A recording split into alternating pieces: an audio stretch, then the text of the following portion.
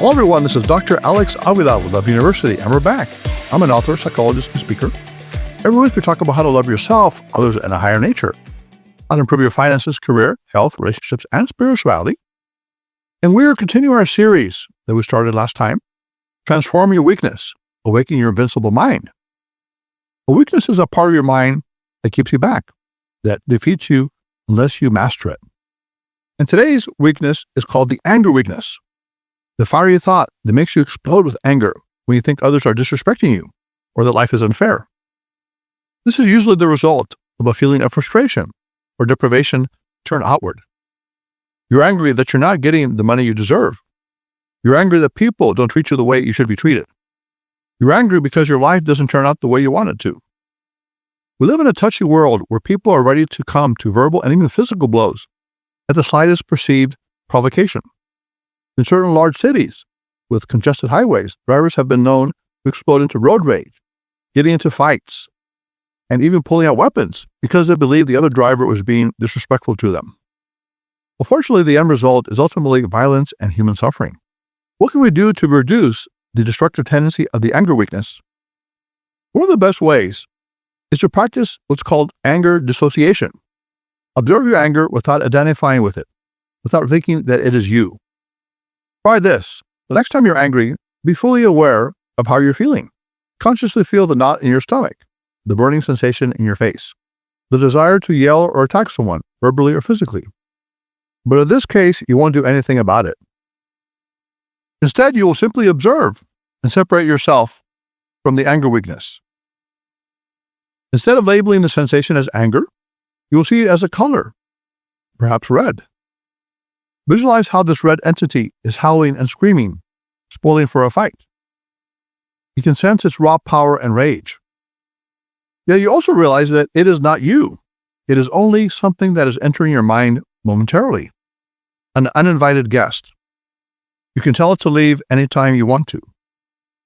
Now imagine that this fiery red entity is becoming smaller and smaller, and is turning into a neutral color, perhaps white or gray. As you watch the red entity diminish and turn white, you see that it becomes a little ball. Finally, take a deep breath and visualize blowing it away. As you say firmly, I didn't invite you, anger weakness, and I don't want you in my life anymore. You can go now. Goodbye.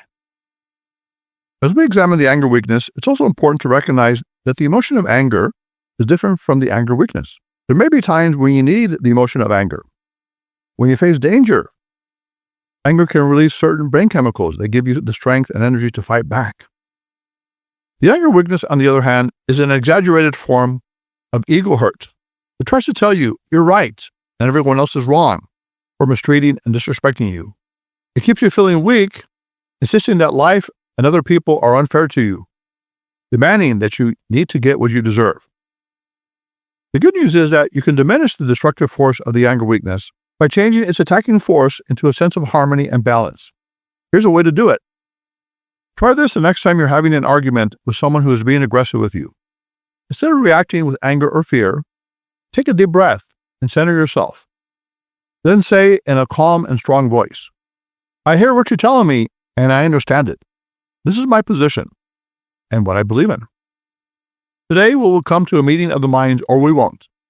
Either way, I respect and appreciate you as a human being. In doing this, you will maintain your own self-worth while recognizing the value of the other person, harmonizing with their energy and bringing them toward a place of peace and resolution, if they're ready for it.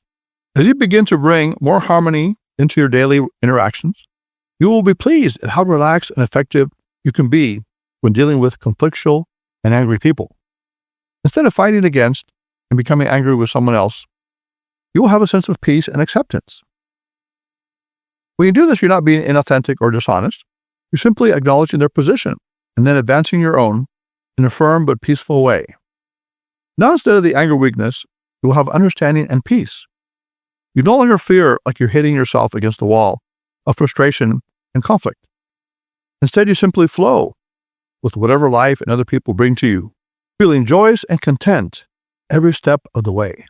To love your university students, this week go out and live with more harmony and peace. Learn how to redirect other people's anger into understanding. while still maintaining your position and your strength. When you do this, you will connect with others at the deepest level. You will protect yourself from anger and aggression, and you will maintain a life of love, peace, and harmony. So Love University students, go out this week, live with harmony. Love yourself, love others, and love the higher nature. And by the way, follow me on Instagram at Dr. Alex Avila. That's DrAlexAvila. And also follow me on the social media links below. And now the moment has arrived.